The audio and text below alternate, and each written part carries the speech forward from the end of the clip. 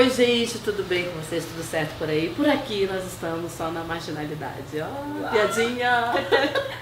As marginálias, e a marginália de hoje é a Aline Negra Silva, atriz, produtora cultural, artista. E que mais, Aline? Ativista negra. Ativista negra e do signo de Peixes, que é muito amor. Eu também, tá, gente? Eu tenho muito amor aqui hoje, mas também muita coisa pra gente, né, conversar. Hoje com a Aline a gente vai conversar sobre o espaço do negro nos lugares de decisões referente à cultura. Antes disso, a gente vai falar do espaço do negro nessa sociedade brasileira, neste planeta, e refletir um pouco sobre isso. E uma das coisas boas desse canal, Aline, a gente vai brindar aqui, então, já que nós vamos falar desse assunto, nós vamos brindar ao quê? Ao incômodo que nós vamos causar aqui no canal Marginálias, não é isso, Aline? Com certeza. Eita, nós! Apresenta o drink também. Ah, gente, esse drink aqui, que é uma das melhores coisas desse canal, são os drinks da Dani. Da Dani, ali. E aí, cada marginália que chega aqui fala pra gente, a gente pergunta antes, né? O que você gosta de beber? Porque aqui nesse canal, quem tem... como é que você fala do cliente? Quem tem Razão? Quem tem razão é sempre a cliente.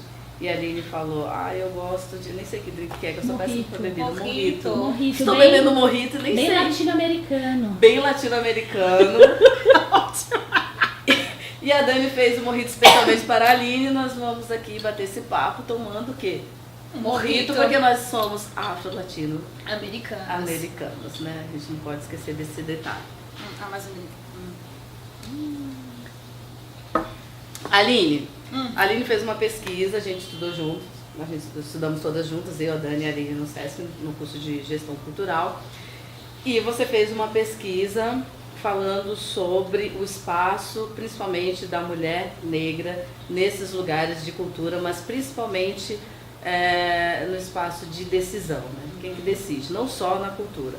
Mas antes disso a gente pode falar um pouco sobre o espaço do negro na nossa sociedade. A tua pesquisa vem falando um pouco disso, aí depois entra na questão da mulher negra e depois a gente entra especificamente, foi onde você observou, onde as mulheres estavam ali nesse espaço de cultura que é o SESC, foi isso? Foi isso. É uma grande trajetória pensar aonde estão os negros hoje e por que essa pergunta existe, aonde estão. Isso significa que a gente vai falar de lugar. E lugar, eu parto do pressuposto de mim mesma, que lugar eu estou. Então a pesquisa, na verdade, ela nasce de uma provocação minha, porque eu trabalho numa grande instituição de cultura, como o SESC, e observando os cargos de decisão, de gestão, não havia figuras que eu me sentia representada e que poderiam, de alguma maneira, dialogar com os projetos, as ações e os programas, até então, que eu acreditava. E com essa pequena provocação, eu comecei a lidar comigo mesma, a olhar para os meus antepassados e antepassadas. E nesse processo foi muito peculiar, porque eu acabei esbarrando em pesquisas, em termos, em coisas que eu jamais conheci, né? Porque não é uma coisa que você aprende na escola, não é uma coisa que você aprende assim. Olha, tem um livro aqui na biblioteca, fácil, você gostaria de saber mais sobre a história dos seus antepassados? Não tem, inclusive não temos nem o sobrenome, né? Exatamente, né? Os nossos nomes são apagados e tudo mais. E aí a pesquisa, a investigação, na verdade, começa então com um período colonial. Então, onde estamos nesse período, né? E aí eu faço um recorte bem preciso, os negros, mas mais as mulheres negras. Quais são os papéis sociais que elas desenvolviam naquele período, seja no campo, seja dentro da casa. Faço um outro recorte para dentro da casa. Então, a ama de leite, enfim, a acompanhante, para não dizer outras palavras vulgares, não é mesmo? Que as mulheres negras sexualizadas passavam por aquele período, e entre outras figuras que hoje se desdobraram no que a gente pode dizer na doméstica, nos serviços gerais, da base, da grande base. Mas aí, e os outros espaços? Onde estamos? E assim por diante. Aline, uma pesquisa como essa, eu acho que não tem como a gente não se ver, né? Ainda mais falando de de população negra e pensando no lugar da mulher negra na sociedade. A tua pesquisa, em algum momento, te trouxe lembranças, te levou para algum passado? Como que foi isso para você? Lidar com isso? Sim, levou muito, né? A primeira lembrança que vem na minha cabeça é a base da minha vida, que é a minha mãe e minha avó. Eu me lembro que quando eu era criança... Sempre as mulheres, né? Sempre as mulheres, né? Aliás, é uma família formada por mulheres, porque os homens não são presentes, não? A minha avó me levava, ela era faxineira, me levava junto em alguns trabalhos dela, quando eu não poderia ficar na creche, no caso, porque minha mãe trabalhava o dia inteiro numa fábrica de costura, depois se tornou metalúrgica. Então eu passei muito tempo com essas pessoas mais velhas e tendo a minha avó como ponto de partida. E pensar, mulher negra, trabalho, sociedade, fez pensar nas duas, e principalmente na minha avó. Então, assim, o trabalho, ele tem como ponto de partida ela. E essas lembranças, como que você teve que lidar com essas lembranças? E pensar no todo o teu processo também de formação como mulher negra, e agora você pensa, chegar na pesquisa e olhar, trabalhando na cultura, e olhar para dentro de uma instituição de cultura e observar que as mulheres negras estão em lugares que você não gostaria que elas estivessem, porque você é uma mulher negra formada, a gente sabe que isso é um diferencial, né? Formada numa universidade pública. Então, como que foi isso para você? Bom, o processo, como eu disse, a referência à minha mãe e minha avó é geracional. Quando eu olho a minha avó analfabeta, depois a minha mãe alfabetizada, mas só aos 50 e tantos anos conseguia a faculdade, e eu, mais jovem, conseguia a faculdade, isso já é o primeiro ganho, o primeiro passo da pesquisa. E aí, pensar que dentro dessa geração, observando depois as minhas tias, as minhas primas, que espaços elas ocupavam no meio do trabalho, né? Nunca foi um espaço de decisão, nunca foi um espaço de poder. Então vamos dizer que aí morava a grande inquietação para mim. Chegando no SESC, como mulher negra, observando uma classe com mais de 40 pessoas, onde a gente poderia contar quantos negros tinham e negras, aí sim... 5 ou 6? 6. 6, né? Tá vendo? Quase Mas 6. 6, mas assim, tinha algumas pessoas que não se viam como pessoas negras, né? Então isso é importante dizer, a gente via, mas a pessoa não se via. Então, a gente pode dizer 6, 4, depende da pessoa. E isso tudo foi muito provocativo. Então, essa história de vida minha, essas referências dessas mulheres na minha vida, quando eu chego no SESC e observo isso, falei, opa, a linha de pesquisa tá aí. E aí eu disse, bom, então tá, vamos pegar qual caso? Ah, vamos pegar o SESC, tinha pensado numa outra instituição, tinha pensado na própria instituição que eu trabalhava, mas eu disse, não, eu vou pegar este meio aqui porque eu acho que, como uma instituição que desenvolve ações, programas, projetos ligados à identidade da raça negra, eu vou colocar raça agora como essa palavra, tá? Provocação. Titi! Eu acho importante... Salve América Latina. Salve América Latina. Latina. Acho importante então a gente, eu no caso, entrar no SESC e poder pesquisar mais. E aí eu fui atrás para saber quem são esses cargos de decisão dentro da cultura, tá? Porque o SESC, como a gente sabe, não tem só cultura, tem esporte, lazer e tudo mais. Vamos para a parte da cultura. E ao me deparar, ao perguntar quantas pessoas negras estavam nesse lugar ocupando o cargo de gerência, que é o maior cargo dentro da instituição, não dentro da instituição, mas dentro das unidades, né? Porque vou pensar que a instituição também tem outros cargos hierárquicos acima. Só existia uma gerente negra. Uma. De quantos cargos? No total eram, média, todos os gerentes do estado, 70 e poucos.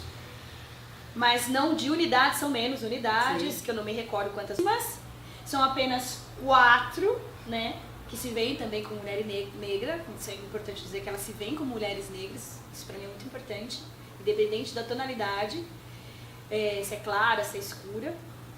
E é muito pouco, é 0,0 alguma coisa em relação aos 70 gerentes do estado. Né? Sabe o que é muito louco de pensar nisso? Porque são as instituições de cultura, seja SESC, seja qualquer outra, elas pautam cultura ligada à cultura negra, cultura indígena.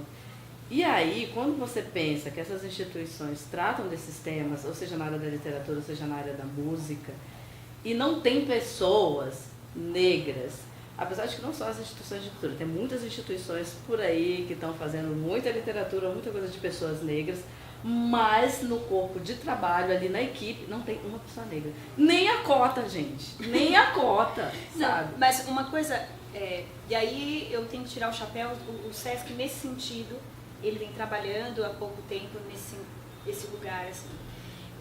Antigamente, ou nem antigamente, a gente pode entrar em qualquer unidade do SESC, a gente vai ver que a base, seja lá na comedoria, nos serviços gerais, na portaria, ainda a gente vai ver pessoas próximas ao que a gente pode dizer pessoa negra, né? Sim. Mesmo que ela não se identifique, afrodescendente. E aí, quanto mais vai subindo piramidal, e é feio, horroroso pensar nisso, mas as estruturas de poder são ligadas a isso, a pirâmide, mais clara ela vai ficando. Mas ainda assim, o SESC possui pessoas em cargos de gestão abaixo da gerência, mas ocupando, por exemplo, supervisão, que isso é super importante. Né? O SESC tem quanto? Mais de 70 anos? Ou quase, talvez? Não sei, não me lembro, desculpa. Então, é importante a gente pensar no processo histórico, aonde estão as figuras negras e principalmente as mulheres negras, né? Eu falo das quatro, porque eu fui no recorte de mulheres, Sim. né? Eu fui pesquisar homens, que é mais a base ainda dessa pirâmide que a gente vive. Sim, né? sim. Tá lá embaixo mesmo. Teve já um homem gerente negro, já se aposentou, mas também, né? E isso tudo é um reflexo, e quero deixar claro aqui que é uma questão, o SESC, ele é racista. Não, é uma questão estrutural, é uma questão histórica, e que o SESC está vendo isso hoje enquanto instituição, revendo. Existe um esforço, digamos assim. Ver esses locais. É difícil?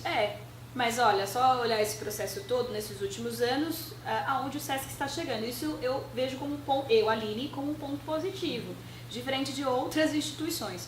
Mas daí a gente pode entrar num negócio chamado racismo institucional. Sim. Que é, enfim, mas talvez não seja o caso da gente conversar isso agora. Eu tenho uma pergunta, Aline. Eu queria saber sobre as reações.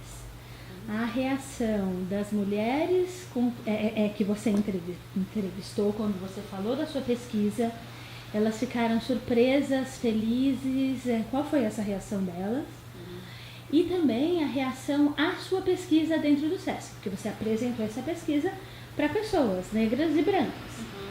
E quando você apresenta para pessoas brancas, né, os brancos têm que lidar com o racismo sendo reproduzido. Nosso de cada dia. Então, como foram as reações, tanto a sua pesquisa e as entrevistadas, como elas reagiram? Bom, as entrevistandas, elas ficaram super felizes e impactadas ao mesmo tempo, porque elas não esperavam que poderia sair de uma turma de gestão cultural uma pesquisa sobre essa e que falava diretamente a elas. Então foi a primeira vez que houve uma pesquisa assim dentro do SESC, é inédita. Nesse sentido, no cargo de gestão, existiam outras pesquisas sobre a questão negra dentro do SESC, mas não falando disso. Direcionado a elas. Bom,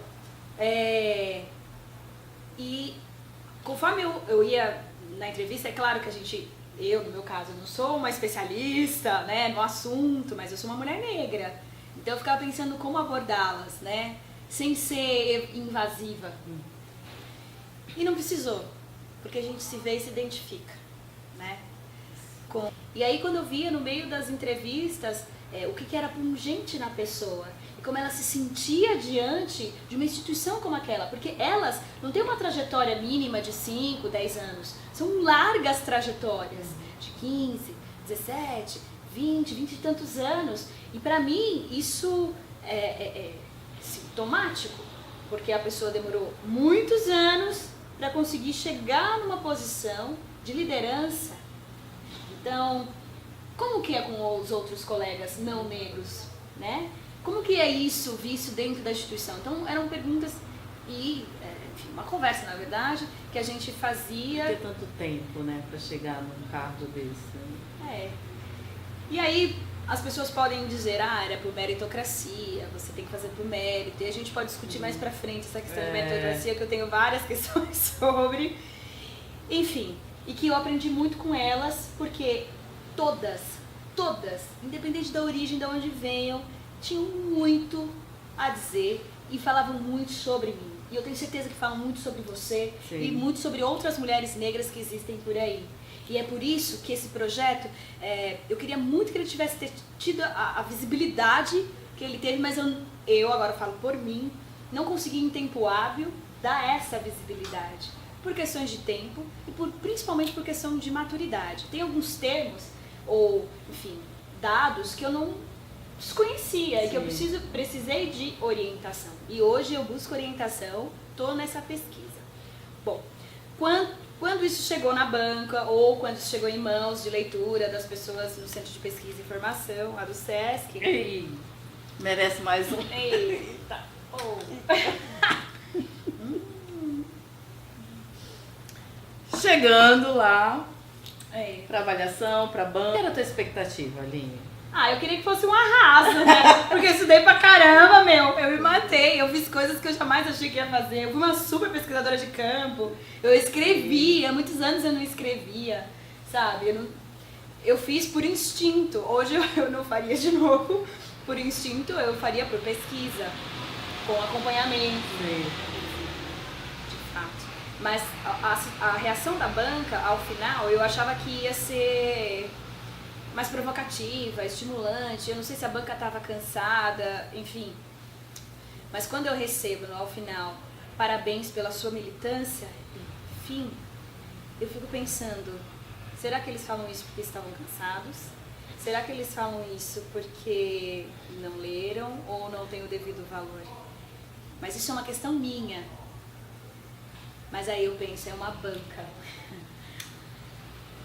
Talvez tenha a ver com o fato de quando a gente ainda vai falar de questões de racismo no nosso país, existe uma dificuldade muito grande das pessoas terem a escuta verdadeira, que é ouvir aquela história e entender aquilo. Porque as pessoas estão o tempo todo, quando você fala de racismo, vai discutir essas questões, pessoas não negras se sentem, não estou falando de mim, mas eu não sou. Não, você não pode estar falando isso. Então a gente ainda leva muito a questão racial para questões muito pessoais.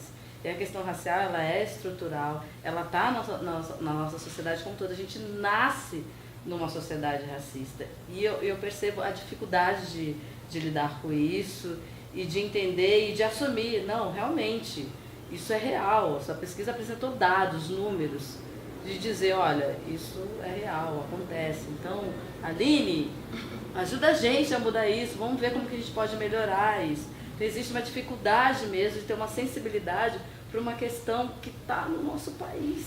E a gente ainda tem esse silêncio que, tá, legal, falou aí. Foi eu.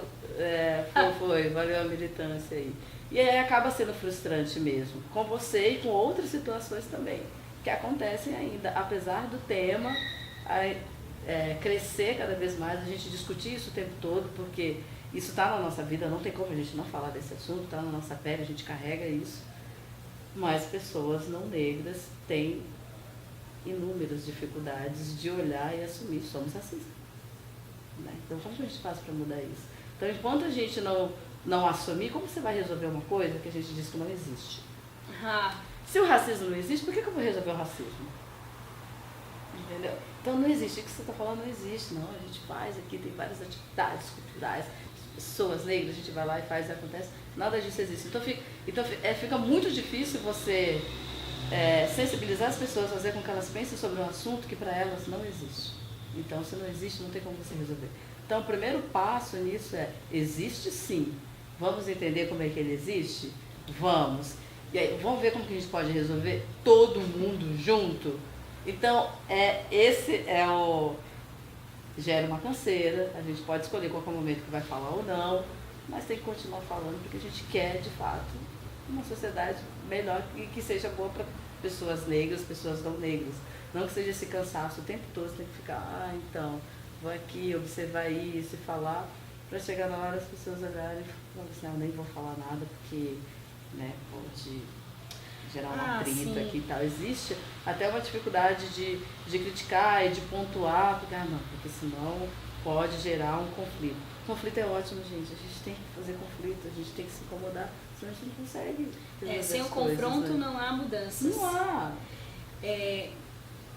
Eu saí do curso desestimulada, porque claro que a gente tem o ego, né, ferido, no meu caso. Que tinha uma expectativa grande. Tinha, mas... E a primeira coisa que a gente faz, porque eu falo da nossa experiência como mulher negra, a gente sempre tem que fazer as coisas serem sempre melhores. E as pessoas fazem questão disso sempre. Você tem que dar certo, você tem que dar certo. Agora, dá certo? Então, o que é dar certo? Então, o projeto tem que ser bom. Você tem que ser melhor do que nunca. É tanta pressão que você pensa, olha, sinto muito, se eu não conseguir alcançar a meta, se eu não conseguir ser incrível. Que meta que é essa, né? Incrível, que você nunca vai alcançar. Quando você chega lá, que tem a ver com isso, você faz lá a graduação, você faz a especialização, nunca tá bom. Aí você chega no doutorado, não tá bom, aí você tem que continuar. Então é uma canseira que... Mas eu hoje, depois de um ano, eu olho pro curso que eu fiz, pra banca, com generosidade. No sentido de que isso me fez melhor hoje. E que eu posso sim pesquisar o que eu quero, como eu quero. Precisando de ajuda, eu vou procurar ajuda, né? E assim, compartilhar. Eu não quero que em nenhum momento o que a gente esteja conversando aqui seja uma crítica à instituição, às pessoas, pelo contrário. É uma reflexão, é uma reflexão, né? Que serve para toda e qualquer instituição. Sim, e eu tô hoje muito feliz com onde eu cheguei, porque eu tava até falando com vocês antes de chegar. Falei, meu Deus, o que é que eu escrevi naquela época? Eu queria dar conta de tanta coisa que eu tinha descoberto, que eu achava que era tão importante e que acabou não sendo importante porque era muita coisa, né? Eu também tenho uma parcela de maturidade, como eu disse lá no início, que eu não sabia lidar. E que hoje eu tô desenvolvendo isso por pedaços, assim, e procurando e achando. Tanto que tem aquela pesquisa do Instituto Ethos, que quando vai falar sobre cargos de liderança, e aí tem as porcentagens, as grandes empresas e tudo mais, né? E aí tem também uma pesquisa que o SESI Paraná fez junto à ONU, acho que é a ONU Mulheres, fez lá empoderamento, acho que o projeto chama Empoderamento de Mulheres. Se você pode escolher comparar os estados ou cidades, eu comparei Curitiba, que é a cidade onde eu morei, com São Paulo, e aí tem um importante nesse processo todo, os processos de comparação, né? O negro sempre comparado a alguém. Eu adoro o teórico Achille Mbembe, que ele traz na Crítica à Razão Negra a questão do outro, né? Claro que tem outros estudos pós-colonialistas também que vão falar essa questão do outro, da figura do outro, em detrimento ao homem, gênero, hein? Homem branco, europeu, né? Tudo que é a partir dele é outro, e outro está na categoria abaixo. E quando a gente fala de gênero nesse sentido, mais abaixo ainda, e ok, né? E dentro da faculdade, hoje olhando para trás, eu vejo todos esses processos. Alguns professores que tinham dificuldades de lidar comigo, né? E com isso eu fui me afundando e acreditando nesse discurso de que eu era inferior. E isso me levou muito a tristezas profundas. Eu tive crise de ansiedade, de pânico, eu tive que voltar para Rio Claro. Eu me lembro que eu fui no postinho do SUS e aí não tinha o que fazer, a pessoa me deu lá um floral, não sei, um remédio lá e não passava nunca. E para aí depois entender, anos depois, que era um reflexo de tudo que eu tinha passado, de pressão, e que meu corpo dizia, olha, eu tô sem reação, eu não consigo lidar com isso. Imagina se você conseguir se formar num ambiente desse, né? Isso já é um grande desafio, né? Sim. Já é uma grande vitória, né? Você passar por tudo isso e ainda conseguir se formar, porque tem gente que não consegue. Sim, isso eu faço uma ponte aqui em São Paulo, na SP Escola de Teatro que eu fiz. Na época que eu fiz não tinham tantos negras e negros como tem hoje, e um movimento super forte, que eu tenho super orgulho de falar. Mas pra mim foi muito difícil, muitas pessoas saíram. porque não se viam representadas, se achavam inferiores e porque, vamos combinar, né, gente? Não é o meu caso, porque eu fui bolsista de escola particular no ensino médio, mas muitas pessoas que não conseguiram este privilégio, vamos falar de privilégios, saem porque não detêm um conhecimento que consigam serem compartilhados com eles e que aí a estima fica lá embaixo porque eles não conseguem acompanhar. Não porque não tem capacidade intelectual, isso é uma bobagem. Sim. É porque simplesmente não deram o direito ao conhecimento. E a linha de largada, né, a gente vai falar de meritocracia e privilégio, não é igual para todo mundo. Enquanto você está a 100 metros na minha frente, eu estou aqui no ponto de partida, e quando dá lá o estouro, eu não te alcanço nunca, só se eu der um passos super largos. E é isso que eu sinto na minha vida. Sempre. O tempo todo, O né? tempo todo. Eu sempre tenho que correr mais. E sou cobrada por correr mais, que é pior ainda. É uma violência. É uma violência contínua. E é o tempo todo você contando, ainda mais na área das artes e artes cênicas, no lugar onde você fez, é o tempo todo contando quantas pessoas negras tem aqui. Aí você conta uma, duas. Quanta gente ainda estiver contando, a gente precisa continuar falando, precisa continuar lutando. Porque se nós somos mais de 54% da população deste país, nós somos a maioria. Então nós temos que ser a maioria em todos os lugares. Se você chega num lugar, seja numa instituição de cultura, seja numa empresa, em qualquer lugar, e não tiver a maioria preta, tem um problema, meu amigo, minha amiga, você precisa questionar esse lugar. Nossa, eu lembro de um vídeo da Elisa Lucinda. Nossa, ela fala isso, e ela fala, acho que é uma situação num restaurante, acho que quando ela começa a olhar e observar isso, e ela se emociona. Eu comecei a reparar isso com mais frequência hoje, assim.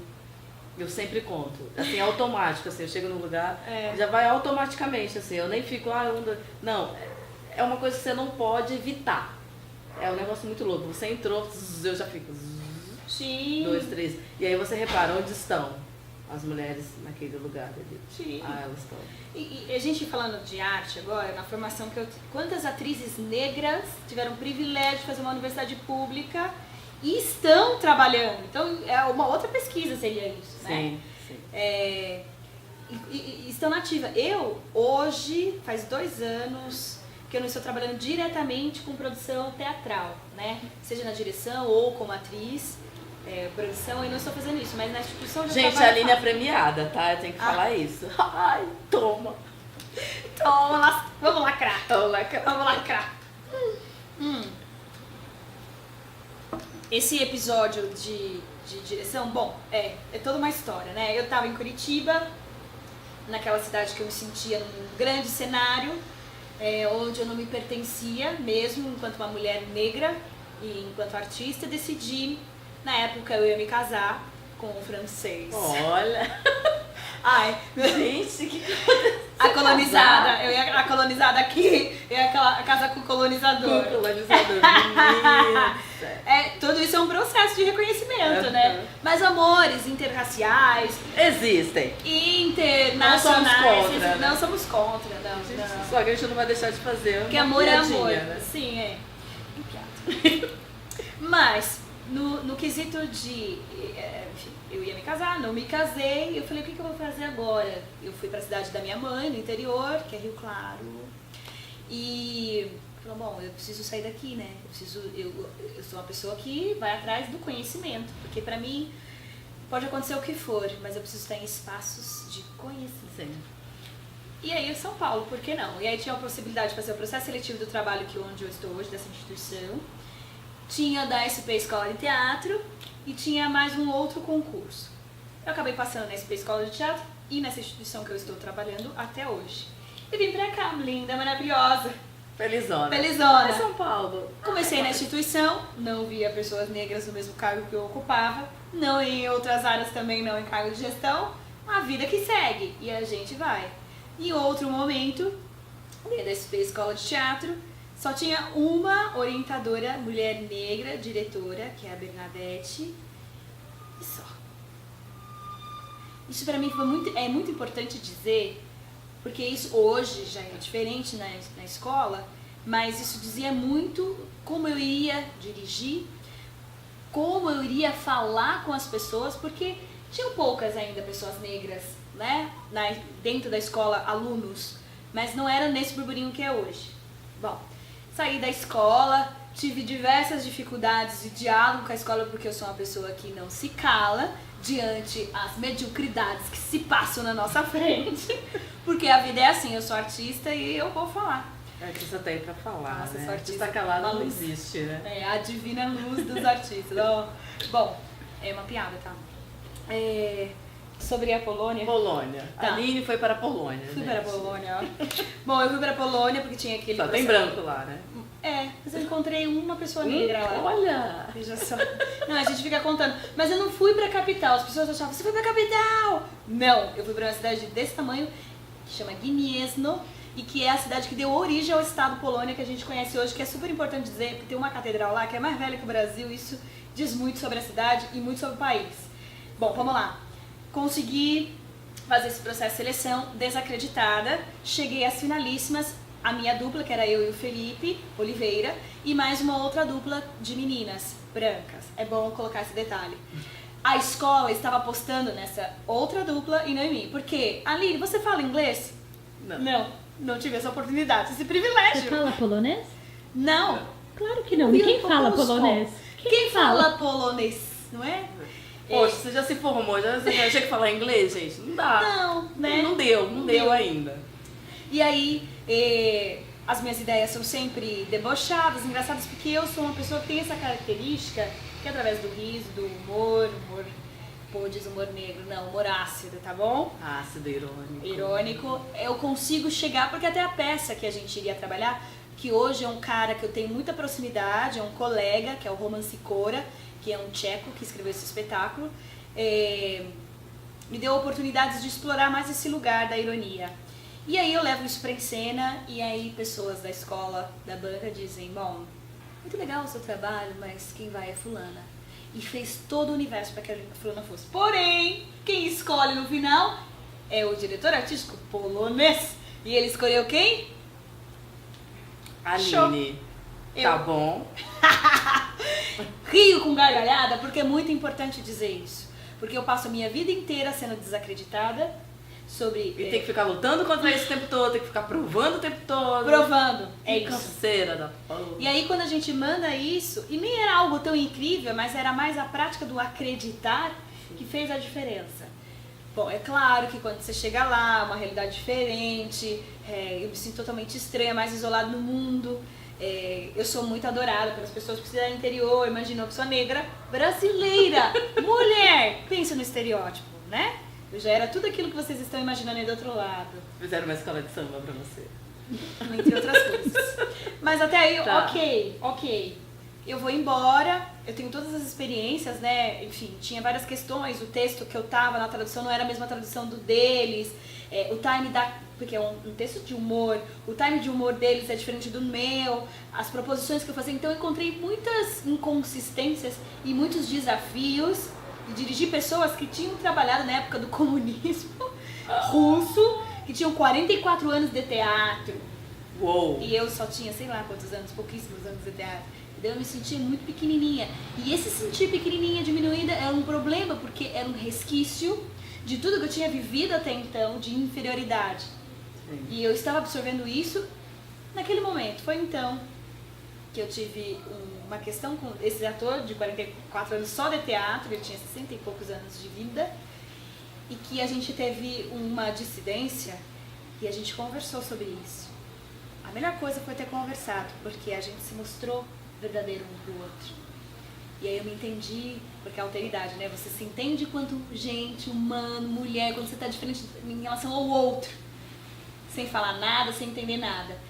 Foi muito bom também, eu tive muitos privilégios lá. Eu tinha uma tradutora em português pra mim, ela traduzia simultaneamente, vivia comigo, era genial, a Ana. Tinha várias coisas e pessoas a nosso serviço, mas que pra mim, que vem de teatro de grupo, eu queria trazer pra compartilhar, né? E acho que eu consegui.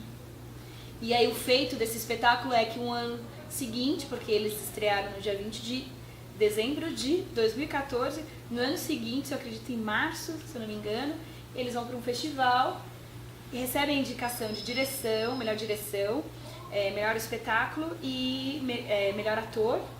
E como era um festival chamado para jovens poloneses, e eu não sou polonesa, obviamente, eu não ia levar o prêmio de melhor direção, mas como melhor espetáculo. Pô, você ganhar o melhor espetáculo significa que você chegou no ápice de que você fez um bom trabalho. Cara, como que você se sentiu vindo com todo esse histórico de sobe e desce, de se sentir bem, depois inferior, aí depois você sente, beleza, vou, depois... É o tempo todo essa coisa do vai e volta, você ganhou um prêmio. Eu não acreditava, né? Eu chorei, né? Eu falei, é impossível isso. E esse sentimento de ir e vir, que era uma constância, hoje é menor, mas era uma constância, hoje eu penso que era esse projeto racista, estrutural do nosso país, fazendo jus, né? Na minha questão de viver. E eu queria deixar isso muito nítido agora para todo mundo aqui que está assistindo a gente, que a gente precisa desacreditar o racismo para acreditar no amor próprio. Eu acho que o amor próprio é a palavra. E hoje, olhando, eu penso, eu tive que passar por isso para dizer, olha, Aline, hoje você é a menina, meu, você ganhou um prêmio. Aí a gente conseguiu, em 2016, trazer eles pra cá, fazer uma curtinha temporada no TUSP, que teve uma super crítica positiva, lotado todos os dias. Muita gente pensou que era uma cor, ai, nossa, não é incrível, não sei o que lá. Mas sabe o que é mais incrível de tudo isso? É de ter uma diretora que não tinha um texto que era na tradução igual dos atores, não falava inglês, não falava polonês e conseguiu dirigir um espetáculo premiado. Ponto. Isso tá no quê? Na magia da linguagem, da arte? Ah, eu sei lá, meu. Não saber fazer, né?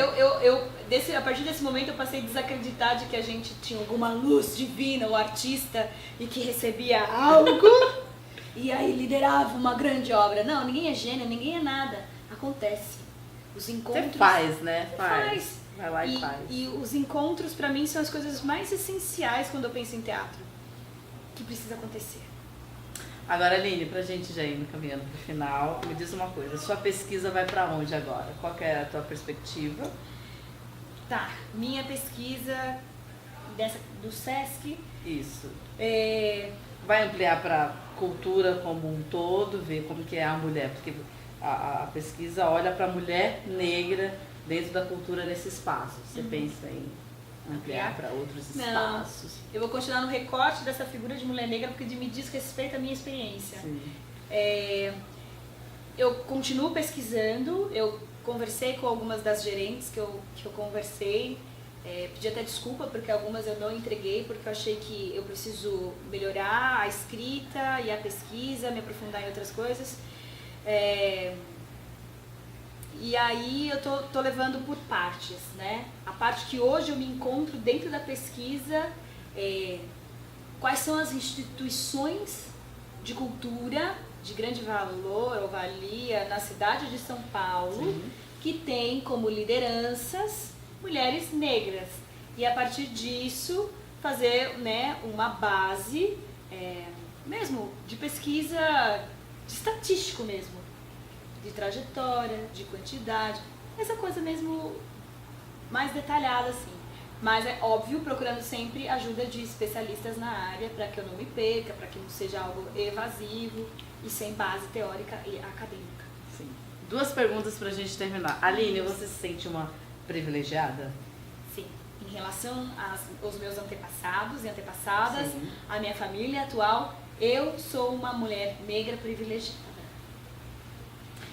Dentro do que eu faço hoje. Agora, em relação ao outro, não sou. E outro, eu digo, um homem branco, cis, com grana, essas paradas. Em relação aos seus antepassados, faz muito mais sentido. Uhum. E o que é ser uma mulher negra que conquistou privilégios num país como o nosso? Caminhando por aí todos os dias. Como é que é esse corpo negro, feminino, neste país? Como que ele se sente, como que ele se comporta, como que ele olha? Eu acho que eu faria uma nesse sentido, eu me faria uma outra pergunta agora para mim. Como eu gostaria de estar sem pensar sobre isso? Porque uma pessoa branca, uma mulher branca, ela não pensa. Ela simplesmente não pensa na cor dela. Pode pensar na questão de gênero, sim, pode pensar. Ou questão de classe, sim, pode pensar. Mas sobre a coloração, eu queria só ter aquele momento de poder acordar e não precisar pensar de que cor eu sou e de como isso não me afeta na minha classe social, né? Na minha Só ser vida. uma atriz, uma artista. Eu acho que eu me faria essa pergunta. E eu acho que esse caminho é um sonho que eu acho que eu nunca vou conseguir.